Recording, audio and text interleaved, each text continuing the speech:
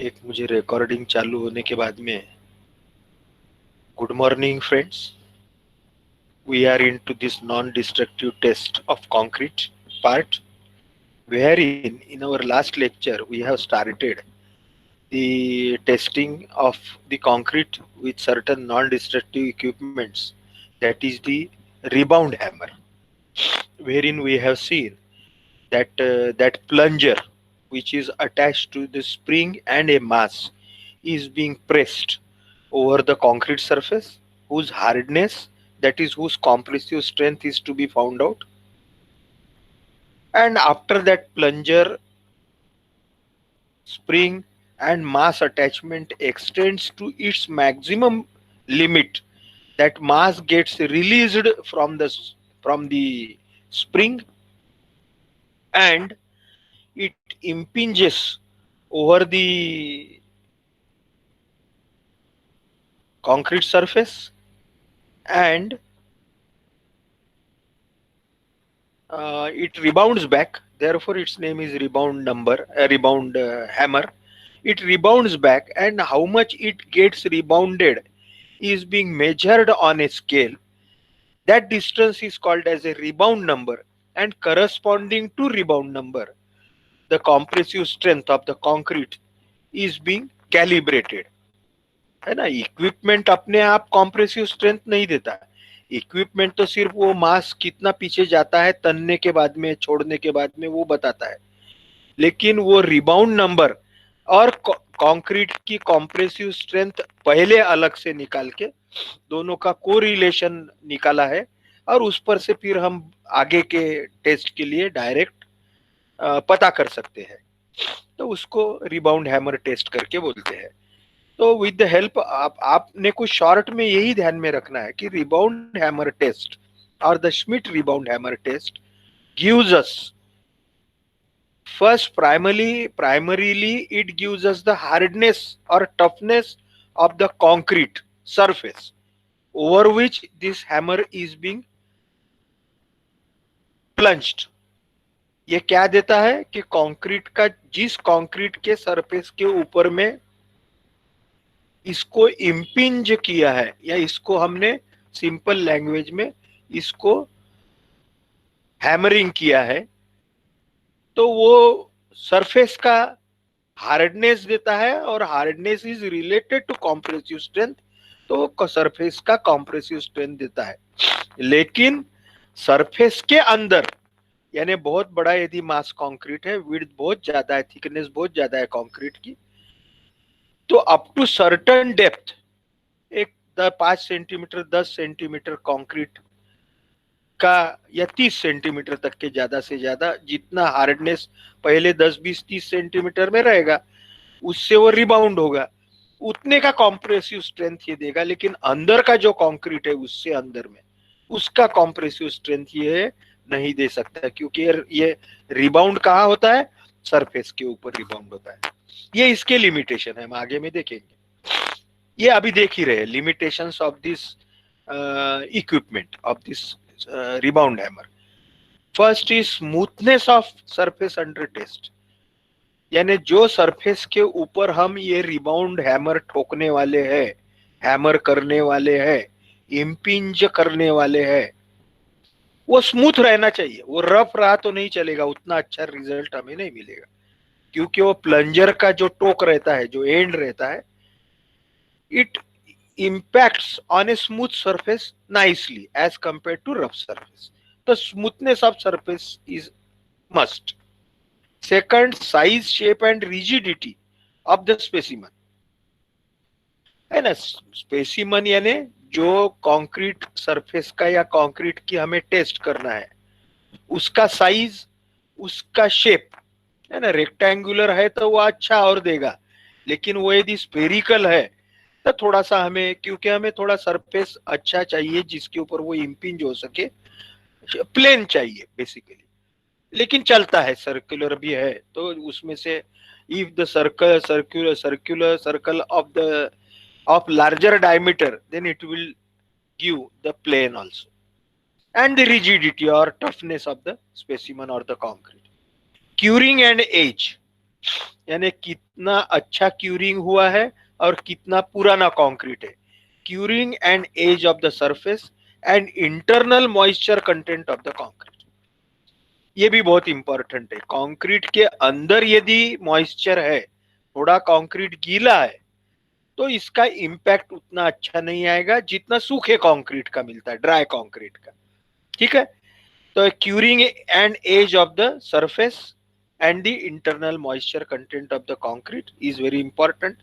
Type of the coarse aggregate, whether the coarse aggregate which is used in the concrete is a normal aggregate such as the gravels, crush rock aggregates, etc., or the heavyweight aggregate. Normal aggregate, heavyweight aggregate.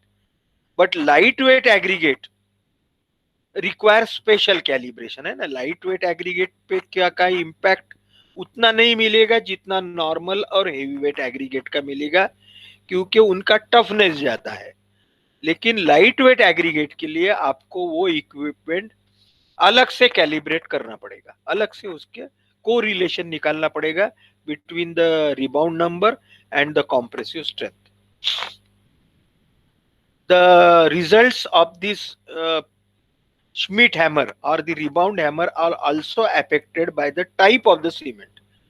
High alumina cement concrete can give strength 100% higher than the ordinary Portland cement, because high alumina cement gives a more tough surface, more hard surface as compared to OPC or as compared to Portland Pozzolana cement. Or the sulfated cement can give 50% lower strength than that of the ordinary Portland cement.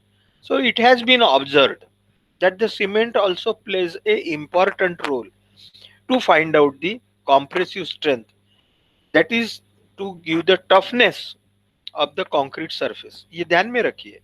High alumina cement concrete gives 100%, यानी double the strength than the ordinary Portland cement used concrete. And ordinary Portland cement used concrete gives double the strength when the super sulfated cement is being used in the concrete. Or we can say super sulfated cement gives 50% lower strength than the ordinary Portland cement concrete. Type of the mold. Again, type of the mold means shape of the concrete. And carbonation of the concrete surface. आप सब लोगों ने carbonation, आप सब maximum लोगों को मालूम ही है. When the concrete surface comes in contact with the carbon dioxide in the atmosphere, then in presence of the carbon dioxide and the water or the moisture in the atmosphere, the calcium hydroxide in the concrete as well as the lime in the concrete reacts with the carbon dioxide, converts to or the CSH gel also. CSH gel also reacts with the carbon dioxide in the atmosphere and converts to calcium carbonate, which is called as the carbonation of the concrete surface. This calcium carbonate has the tendency, it becomes hard.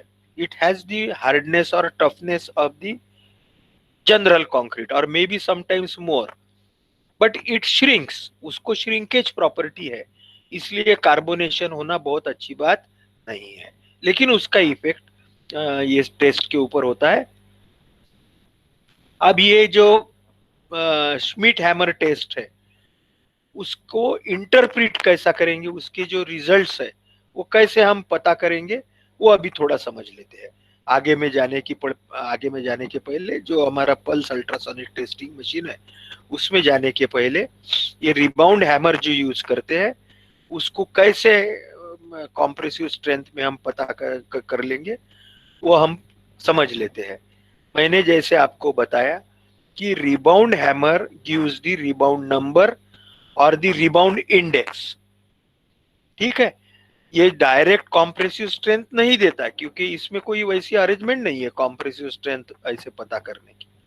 लेकिन वो जो मास है उसके अंदर जो release होता है spring से, वो मास रिलीज होने के बाद पीछे जाता है, क्योंकि वो स्प्रिंग के टेंशन के कारण वो रिलीज होता है, पीछे जाता है, और पीछे जाके फिर से पीछे के सरफेस से इम्पैक्ट होके और रिबाउंड होता है, आगे में जाता है, और आगे में वो जो उसके प्लंजर को ऊपर में वो इम्पैक्ट करता है, जो प्लंजर सरफेस के ऊपर इम्पैक्ट करता है, और ये मास फिर से पीछे जाता है, और पीछे जाने के बाद में ये जितना पीछे जाता है उसको हम रिबाउंड नंबर या रिबाउंड इंडेक्स करके बोलते हैं। तो क्या किया जाता है कि व्हेन दिस इक्विपमेंट इज, उसको कैलिब्रेशन ऑफ द इक्विपमेंट करके बोलते हैं। इक्विपमेंट को जब कैलिब्रेट करते हैं यानी यूज करने के पहले, तो ये रिबाउंड नंबर उसका निकाला जाता है, कितने यानी कितना रिबाउंड हो गया, कौन से क्वालिटी का कंक्रीट है, फिर उसके क्यूब निकल टेस्ट लिए जाते हैं, और क्यूब टेस्ट और रिबाउंड नंबर इनका कोरिलेशन किया जाता है। या आप ऐसा बोलिए कि भाई M10 स्ट्रेंथ का कंक्रीट है, M20 है, M30 है, M40 है, तो अलग अलग ग्रेड के कंक्रीट के लिए कितना कितना रिबाउंड नंबर है वो पहले निकाला जाता है। उसका ग्राफ या उसका correlation by number of the samples, by various numbers of the samples they are tested and the correlation is being found out and then it is standardized। फिर इसके आगे में हम किसी भी सरफेस के ऊपर में उसने इम्पिंज किया, इम्पिंज करना यानी इम्पैक्ट करना, इम्पैक्ट करना यानी हैमरिंग करना यानी ठोकना सादे लैंग्वेज में, तो वो श्मिट हैमर ठोकने के बाद में कौन से भी सरफेस पे उसका जो रिबाउंड नंबर आता है उस पर से हम फिर निकाल सकते हैं, उस पर से हम समझ सकते हैं कि चलो भाई इसकी इतनी स्ट्रेंथ होना चाहिए। वो काय पर से निकाला है हमने, पहले हमने बहुत सारे क्यूब टेस्ट किए, उसके ऊपर इसको इम्पिंच करके देखा, हैमर करके देखा, रिबाउंड करके देखा, और उसके बाद में उसका कोरिलेशन निकाला। तो ये इस पर से हम जो रिबाउंड नंबर आता है, रिबाउंड इंडेक्स, उस पर से हम compressive strength of the concrete निकाल सकते हैं। जैसे मैंने बताया ना, आजकल तो लेटेस्ट इक्विपमेंट और रिबाउंड हैमर जो आए हैं उसको तो एक डिजिटल स्क्रीन लगी हुई रहती है उसके साथ में अटैच्ड, यानी वो आपने रिबाउंड किया कि वो डायरेक्ट आपको कॉम्प्रेसिव स्ट्रेंथ दे देता है। नहीं तो कुछ जो मैन्युअल एक रिबाउंड हैमर रहते हैं जो हमारे कॉलेज में, तो उसमें कैसा है कि उसके ऊपर एक ग्राफ निकाला है, और वो ग्राफ पे से आपको रिबाउंड इंडेक्स के ऊपर से वो ग्राफ का यूज करके, the graph is between the rebound index and the compressive strength, तो रिबाउंड नंबर से आप वो ग्राफ के ऊपर से या टेबल बोलिए आप कॉम्प्रेसिव स्ट्रेंथ निकाल सकते हैं। लेकिन जैसे आज का लेटेस्ट इक्विपमेंट है तो उसमें आपको डिजिटल है वो, कि वो इम्पिंज किया, ठोक दिया आपने किसी भी कंक्रीट सरफेस के ऊपर में, तो आपको direct compressive strength in newton per mm square या किलोग्राम पर सेंटीमीटर स्क्वायर में देता है। ये हो गया इसका पहला, how to interpret the result, how to understand the result, और how to get this result. Interpretation का मतलब, the most satisfactory way of establishing a correlation between compressive strength of concrete and its rebound number is to measure both the properties simultaneously on the concrete cubes। जैसे मैंने आपको बताया कि दोनों concrete cube cast कीजिए किसी grade के concrete का, उसके ऊपर मशीन इम्पिंच कीजिए, ये रिबाउंड हैमर इक्विपमेंट, उसका रिबाउंड नंबर निकालिए, कंक्रीट क्यूब को बाद में उसका क्रशिंग कीजिए, और दोनों का संबंध निकालिए, और उस पर से आप इंटरप्रिटेशन आगे के लिए कर सकते हैं, फ्यूचर में टेस्ट करने के लिए। जैसे अभी बिल्कुल कॉमन सेंस है कि जैसे कंक्रीट की स्ट्रेंथ बढ़ती है यानी उसका टफनेस बढ़ता है, उसका हार्डनेस बढ़ता है, तो वैसे ही रिबाउंड नंबर भी बढ़ता है। So therefore the rebound number increases as the strength increases, but it is also affected by the number of parameters as mentioned in above paragraph। जो पहले में हमने देखा कि type of the aggregate, moisture in the concrete, carbonation, curing, all these factors also affects the compressive strength, therefore these affects the results that we get from the rebound hammer। It is also pointed out that the rebound indices are indicative of compressive strength of the concrete to a limited depth from the surface। ये मैंने आपको पहले ही बताया, क्योंकि क्या है कि ये तो सरफेस के ऊपर में ही ठोकते हैं, हम इसको इम्पिंच करते हैं। तो कंक्रीट का सेक्शन बहुत बड़ा है कि जिसकी विड्थ है 2 मीटर 3 मीटर, जैसे अभी एक आधा मास कंक्रीट है डैम का रहता है, तो उसकी विड्थ रहती है 10 मीटर 20 मीटर तक रहती है, 30 मीटर तक रहती है। तो ये सरफेस के ऊपर ही ठोकते हैं, हम अंदर थोड़ी जाके देखते हैं इसको कंक्रीट के अंदर इम्पिंच कर सकते हैं कि नहीं कर सकते। तो it gives the strength of the concrete to limited depth from the surface.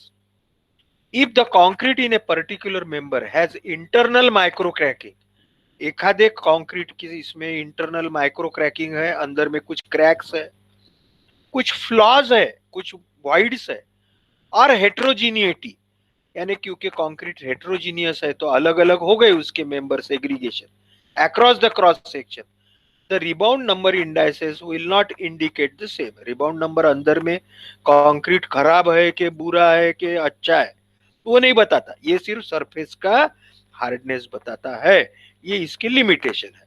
ठीक है, तो ये रिबाउंड नंबर मुझे लगता है आपके ध्यान में आ गया है, या रिबाउंड हैमर आपके ध्यान में थोड़ा बहुत आ गया होगा, ऐसा मैं प्रिज्यूम करता हूँ, है ना। हमारे यहाँ पे हमारे दो दोस्त है, यानी सभी है, all are my good friends, but Pramod Ade and also Karan Vishwas.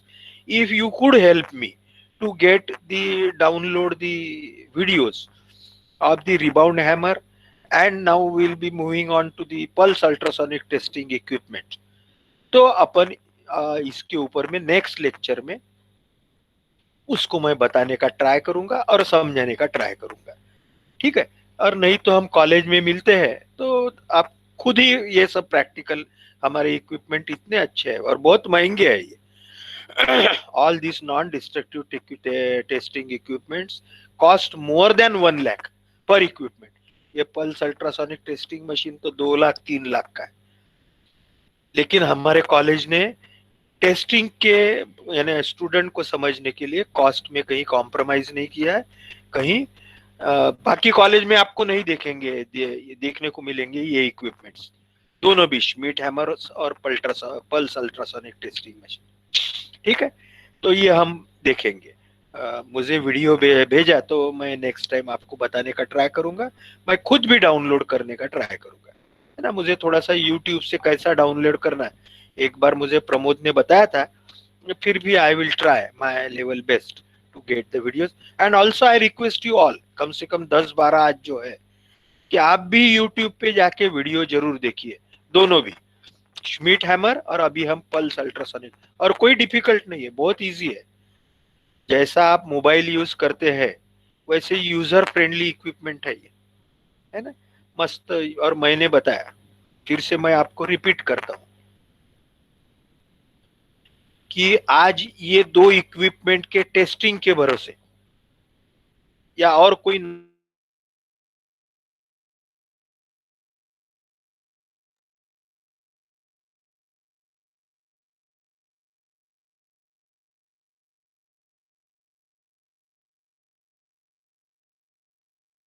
ये भी एक धंधा है, टेस्ट कर रहे हैं तो आप ये अच्छे से, क्योंकि मेरे पहचान के कुछ इंजीनियर्स है कि their profession is to test, जैसे पैथोलॉजी लेबोरेटरी रहती है डॉक्टर के यहाँ पे, तो वो पैथोलॉजी सिर्फ ब्लड टेस्ट करता है, बाकी भी जो अपने टेस्टिंग है वो करता है, एक्सरे वाला वगैरह जो रहता है वो आपको ट्रीटमेंट नहीं देता है। तो वैसे ही हमारे कंक्रीट की टेस्ट करने के लिए कंक्रीट का पैथोलॉजिस्ट बोलिए, ये भी एक बिजनेस है। ये मैं आपको लगे तो जब हम मिलेंगे पर्सनल में मुझे याद दीजिए, मैं बिल्कुल आपको करण को भी बोलता हूँ और बाकी लड़कियों को भी रिक्वेस्ट करता हूँ कि सर आपने बोला था उस दिन कि ये इसकी टेस्टिंग की एक ये है करके प्रोफेशन है करके, तो वो प्रोफेशन जो करते हैं उनसे आपकी मीटिंग करवा दूंगा मैं, एक अच्छा लेक्चर उनका रख दूंगा नॉन डिस्ट्रक्टिव टेस्टिंग के ऊपर में। They are earning quite good amount, दोनों इक्विपमेंट, तो इसलिए अच्छा समझ लीजिए। So we are moving into the next equipment which is called as the ultrasonic pulse velocity test equipment। ठीक है, बहुत इजी है, कोई डीपी जैसा आप अभी इसमें आपके स्क्रीन के ऊपर देख रहे होंगे वैसा ये इक्विपमेंट रहता है। इसमें फंडामेंटल एक ही है, जैसा नाम बताया है कि the ultrasonic pulses are produced with the help of this equipment shown here, with the help of certain electrical arrangement. The ultrasonic waves are produced, है ना, जैसे एक्सरे का इक्विपमेंट रहता है तो उसमें एक्सरे की वेव्स प्रोपोगेट करते हैं।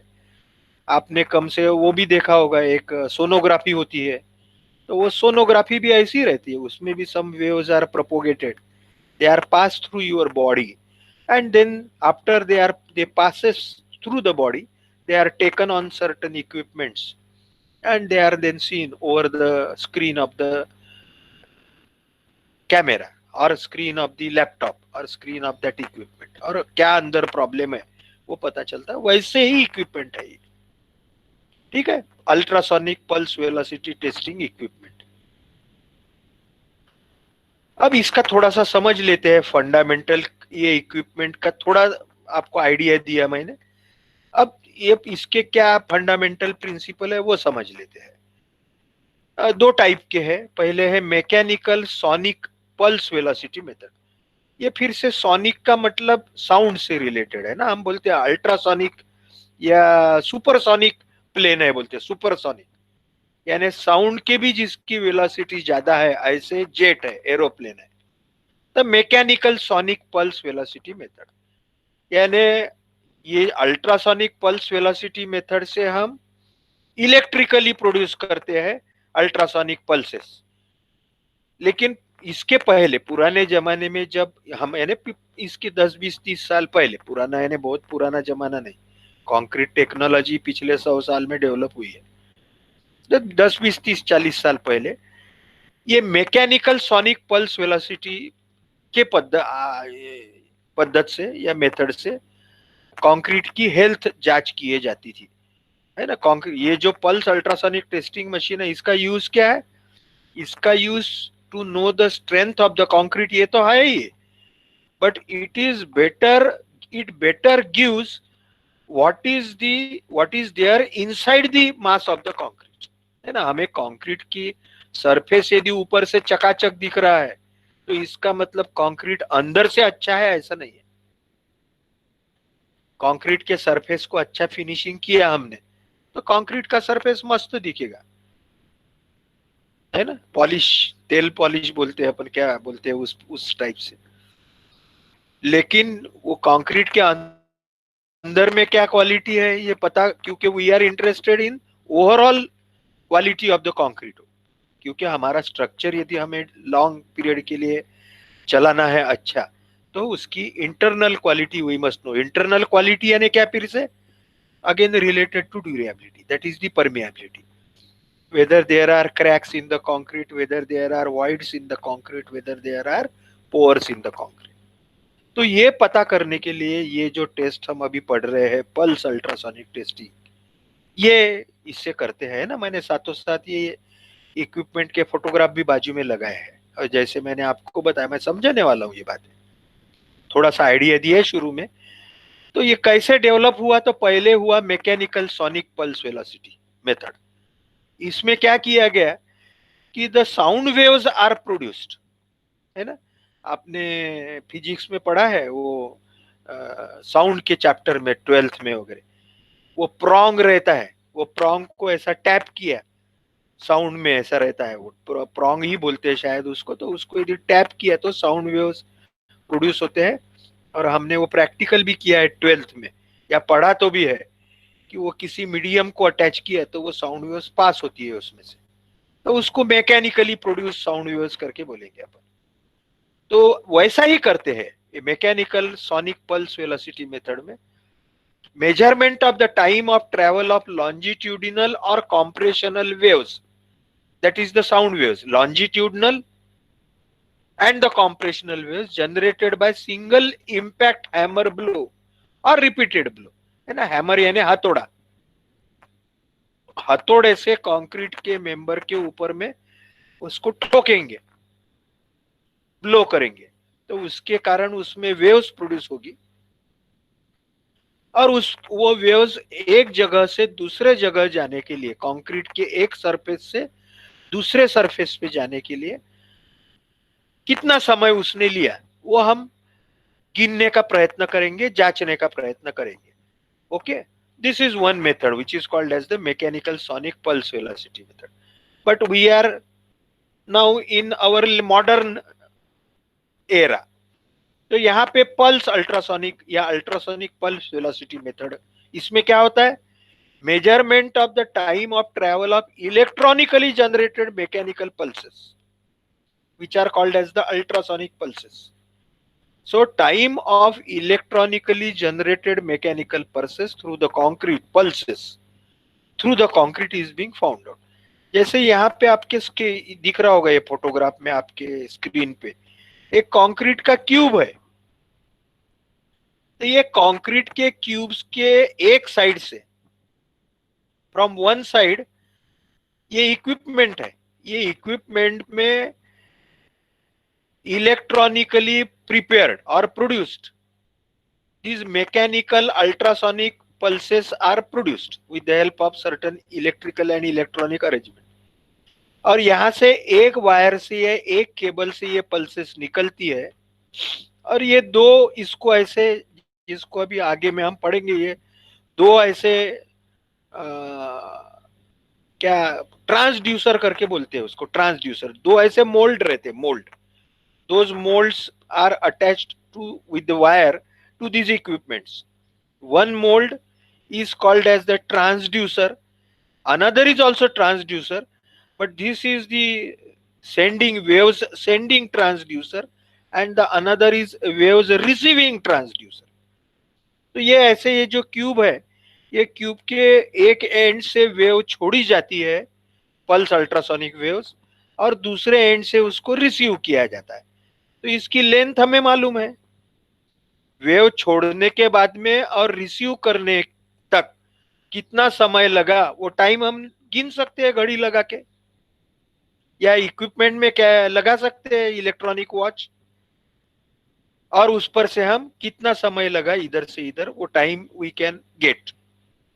मुझे लगता है आप अच्छे से सुन रहे हैं, कम से कम 12-13 लोग, कि एक साइड से ये जो वेव्स है, अल्ट्रासोनिक वेव्स, ये एक साइड से पास करते हैं और कंक्रीट के सरफेस के दूसरे साइड से उसको रिसीव करते हैं.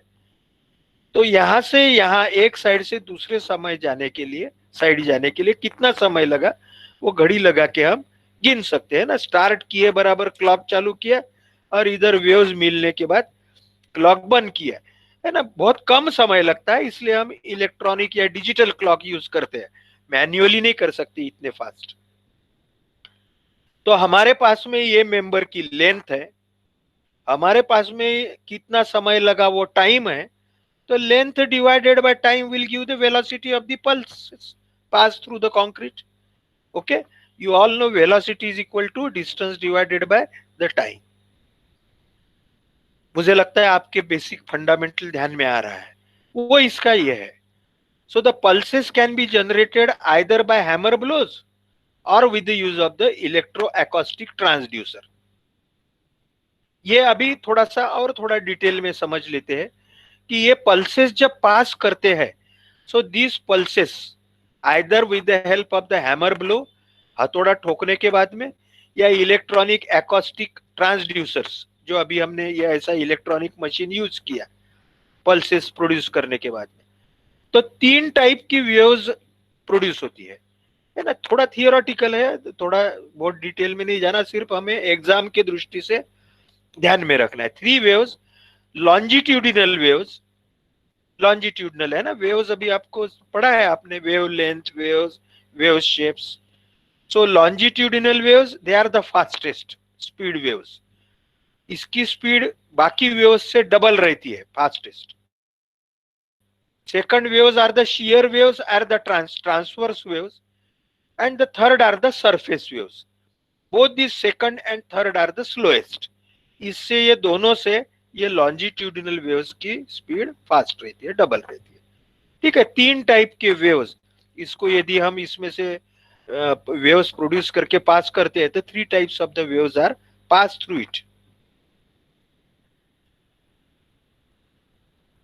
As compared to the hammer, the electroacoustic transducer जो हमारे syllabus में है, they are preferred as they have better control on type and frequency of the pulses generated.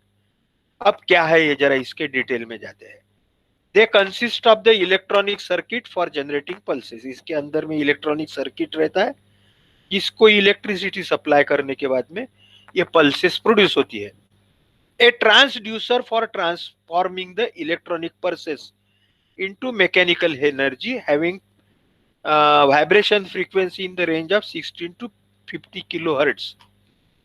ये इसको दो ऐसे ट्रांसड्यूसर रहते हैं. एक ट्रांसड्यूसर रहता है जिसमें से ये इलेक्ट्रॉनिक पल्सेस पास होती है, जो इसमें से पास करते वक्त उसको मैकेनिकल एनर्जी में कन्वर्ट करता है, which has the vibration frequency, और उस फ्रीक्वेंसी जो रहती है वो 16 से 50 हर्ट्ज करके रहती है.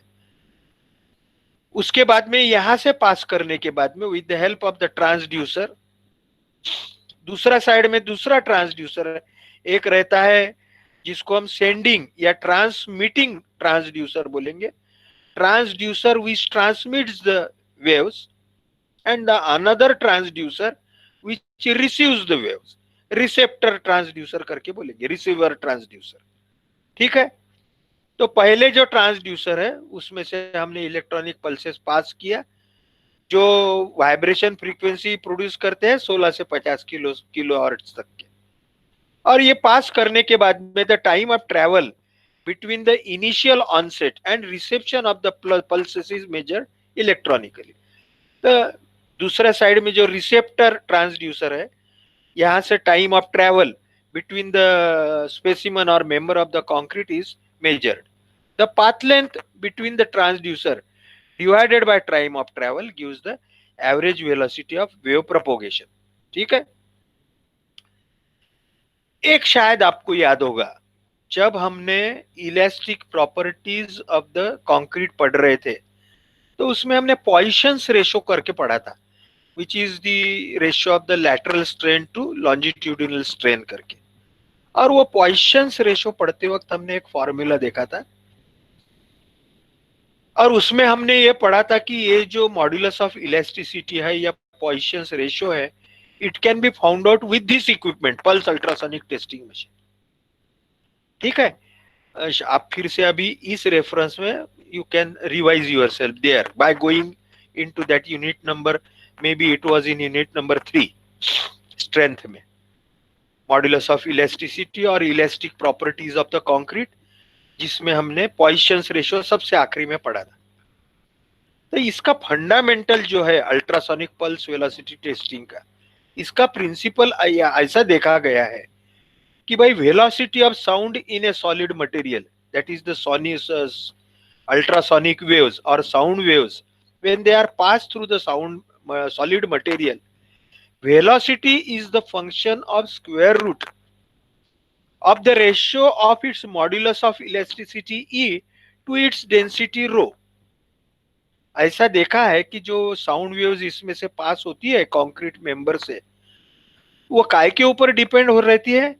It depends on the square root of the ratio of modulus of elasticity of the concrete and the density of the concrete. So velocity is the function of g is acceleration due to gravity multiplied by the modulus of elasticity of concrete divided by rho raised to 0.5 means square root.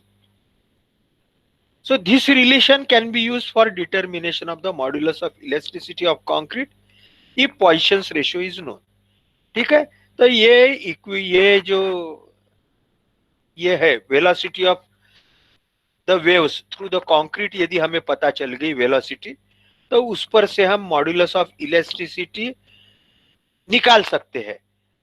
ये density हमको मालूम ही रहते हैं और acceleration due to gravity तो हमें मालूम है 9.81 न्यूटन है ना, हमें पर मीटर स्क्वायर ऐसा उसका यूनिट है, तो ये मालूम है हमें जी. तो मॉड्यूलस ऑफ इलास्टिसिटी हम निकाल सकते हैं, डेंसिटी हमें मालूम है. और यदि हमारे पास में पॉइसन्स रेशियो है तो उसका यूज फिर से हमने Poisson's ratio is the ratio of the lateral strain to the longitudinal strain. So with using all this and with this velocity, we can find out the modulus of elasticity. और modulus of elasticity यदि concrete का पता चला तो हमें concrete की quality कैसी है अंदर में वो पता चलती है. So therefore indirectly with the use of all these research and this formula and the experiment, we can check the quality of concrete after the concrete work or construction work is being done. Again, I am repeating the same diagram as I have told you. This is that pulse ultrasonic testing machine. ठीक है, इसके दोनों side में ये दो transducer है. These two are the electrodes or the transducers. One transducer is the transmitter transducer. इसमें से अल्ट्रासोनिक वेव्स ट्रांसमिट होती है. And another transducer is the receptor transducer. ये रिसीव करती है. यहां से वेव्स निकलने के बाद में जो मेंबर में से पास होती है उसमें से पास होने के बाद में यहाँ पे ये रिसीव करती है. तो हमारे पास में ट्रांसमिट करने के बाद में और रिसीव होने के समय ये दोनों में का टाइम मिल जाता है हमें घड़ी लगाने के बाद में. दोनों में कितनी लेंथ है वो मालूम है, मेंबर का थिकनेस. तो length divided by time will give you the velocity of those sound waves or sonic waves. If we get the velocities, from that velocities either we can find out the Poisson's ratio or the modulus of elasticity. That is the strength and the qualities.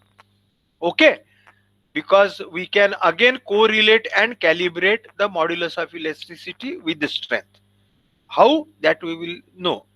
थोड़ा थोड़ा धीरे धीरे समझते जाइए कि ये equipment से हम इनडायरेक्टली लेकिन कंफर्म्ड कंक्रीट की स्ट्रेंथ ये इक्विपमेंट से, पल्स अल्ट्रासोनिक टेस्टिंग मशीन से कंक्रीट की स्ट्रेंथ और कंक्रीट का इनर स्ट्रक्चर, अंदर में कंक्रीट ताकतवान हेल्दी है कि नहीं है, ये हम पता कर सकते हैं by passing those electro magnetic waves और ultrasonic waves which are converted into the sound waves or the mechanical waves with the help of this transducer.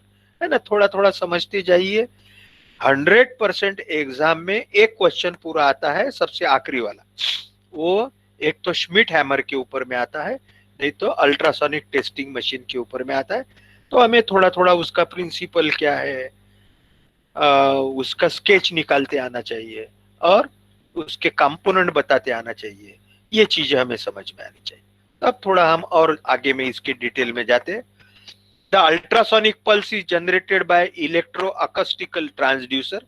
ये जो ट्रांसड्यूसर है दोनों है ना, दिख रहे हैं. अभी धीरे धीरे मैंने कुछ फोटोग्राफ ऐसे डाले हैं कि आपको कैसे गिनते हैं वैसे दिखेगा. और ये इक्विपमेंट रहता है, इसके ऊपर आपको डिजिटली इसकी वेलोसिटी वगैरह या समय भी पता चलता है कितना टाइम लगा. तो so the ultrasonic waves are generated by this transducer.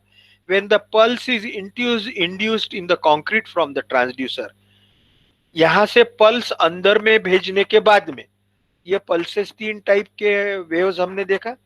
Longitudinal waves, then some vibrational waves. Okay, transducer waves, the 3 types of the waves we have seen earlier. These multiple reflections at the boundaries of the different material phases within the concrete passes. The complex system of the stress waves is developed, which includes longitudinal, compressional, shear, transverse, and the surface. Rayleigh waves करके बोलते हैं. 3 type की wave, longitudinal, shear and surface और the Rayleigh waves. The receiving transducer, जो दूसरे side का transducer है, detects the onset of the longitudinal waves which is fastest. ये तीनों में longitudinal waves सबसे फास्ट जाती है एक जगह से दूसरे जगह पे. दोनों स्लो है. तो अपन ने देखा था कि इसकी स्पीड इन दोनों से डबल है, शेयर और सरफेस से. तो ये जो रिसेप्टर ट्रांसड्यूसर रहता है ये सबसे पहले longitudinal waves को सेंस करता है और रिसीव करता है. ठीक है, तो यानी हमें क्या पता चलता है, the receiving transducer detects the onset of the waves because the velocity of the pulses is almost independent of the geometry of material through which they pass. Velocity of the pulses, जो waves हम pass कर रही है वो section circular है, rectangular है कि cubicle है, उसके ऊपर डिपेंड नहीं है।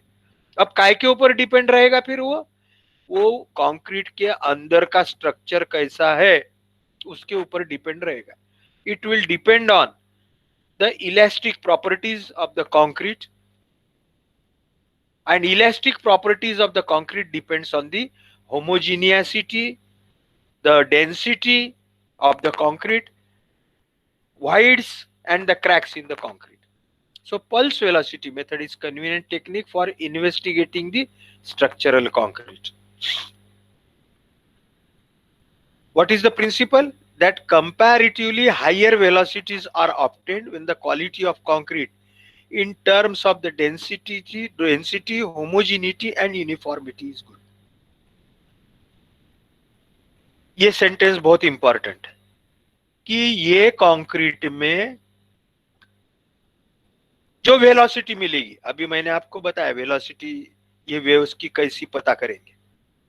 आपके लिए क्वेश्चन है, हाँ? कल तक आप सोचे, थोड़ा सा हम एक दो स्लाइड अभी देखते हैं और आगे और फिर रुकते हैं, लेकिन फिर भी आपको बताता हूं। आपके लिए क्वेश्चन ऐसा है कि इफ द वेलोसिटी इज मोर,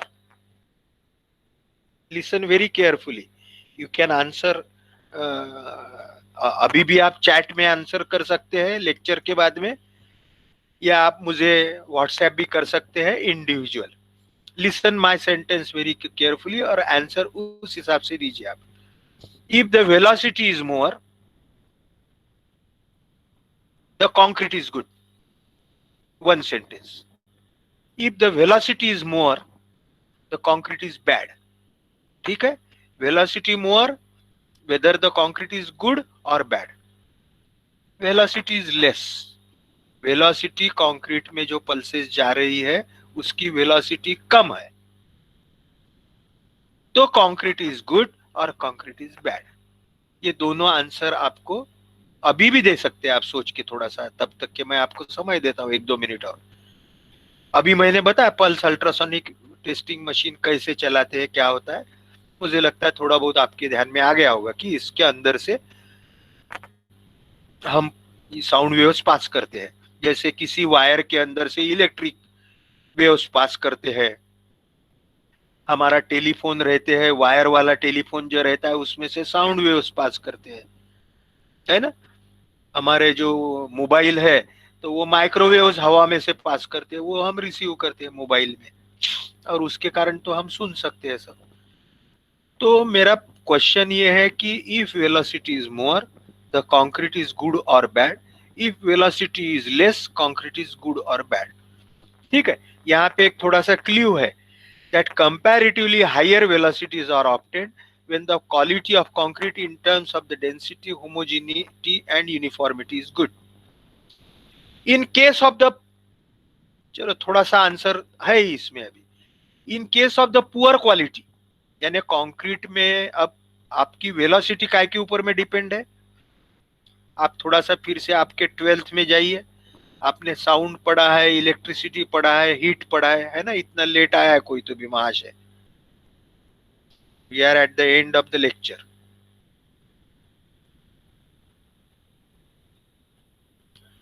आपने वो पढ़ा है उसमें आपके साउंड में, इलेक्ट्रिसिटी में, हीट में, if the medium is good, if the medium is good, then the heat, electricity or sound passes effectively as compared to bad medium, है ना। इसलिए हीट में हमने गुड कंडक्टर ऑफ हीट और good conductor of electricity वगैरह वगैरह पढ़ा है। तब कंक्रीट गुड कंडक्टर कब होगा और कंक्रीट बैड कंडक्टर कब होगा? जब कंक्रीट में वॉइड्स रहेंगे, कंक्रीट में क्रैक्स रहेंगे, तो नेचुरली क्या होगा कि ये जो वेव्स पास हो रही है एक जगह से, एक एंड से दूसरे एंड में, वो मीडियम यदि बैड है, यदि उसमें वॉइड्स है, क्रैक्स है, तो naturally the time taken by the waves to move through the concrete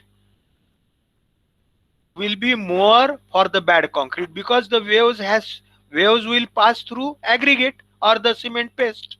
Okay, they will not pass through the voids or the cracks, क्योंकि वो क्रैक्स और वाइड्स तो मीडियम नहीं है. मीडियम क्या है?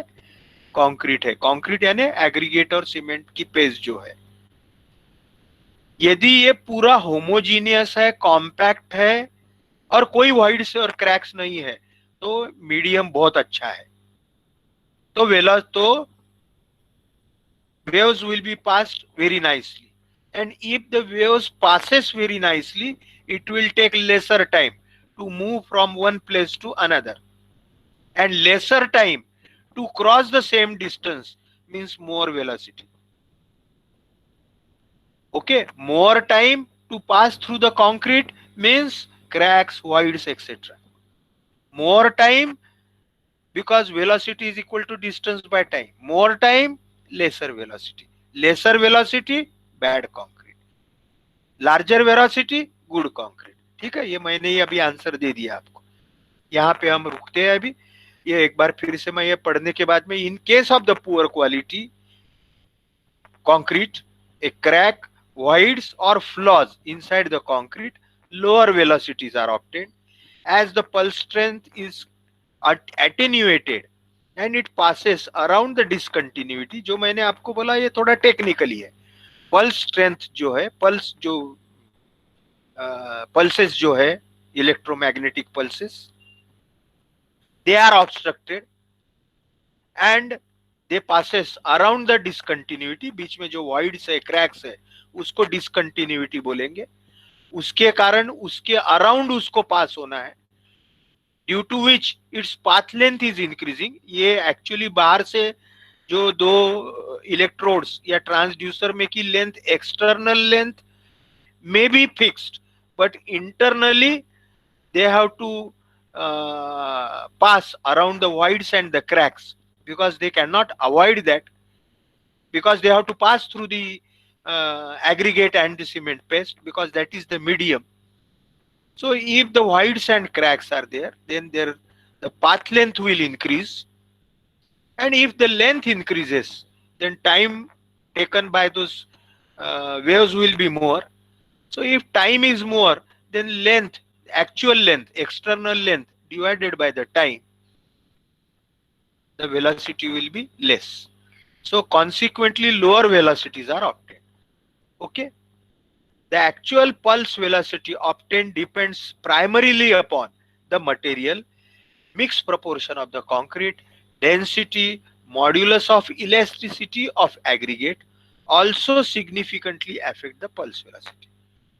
Aggregate की जो modulus of elasticity है, aggregate नॉर्मल वेट एग्रीगेट है, हेवी वेट है कि लाइट वेट है, इसके भी ऊपर, इसका भी कंक्रीट के डेंसिटी के ऊपर में, होमोजीनिटी के ऊपर में, कॉम्पैक्टनेस के ऊपर में, और ultimately the velocity of this pulses through the concrete, इसके ऊपर ये डिपेंड रहेगा. ठीक है, ओवरऑल हमने अभी पढ़ा है. थोड़ा सा और डिटेल में apparatus क्या है वो अगर हम नेक्स्ट टाइम हम पढ़ते हैं. Today we will take break here.